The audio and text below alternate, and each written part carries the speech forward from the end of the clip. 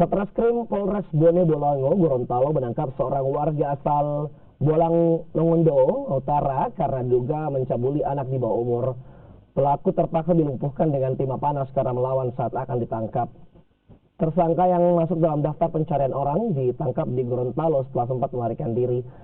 Pelaku terpaksa dilumpuhkan dengan timah panas oleh polisi di bagian kaki karena melakukan perlawanan saat akan ditangkap.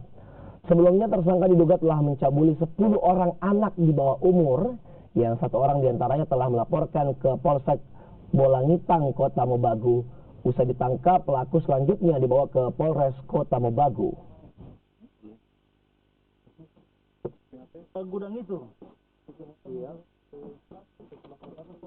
Pada saat kami amankan, pelaku juga sempat melakukan perlawanan, mungkin karena sudah curiga, melakukan perlawanan dan melarikan diri, sehingga petugas memberikan tembakan peringatan sebanyak 3 kali, akan tetapi tersangka tidak mengindahkan.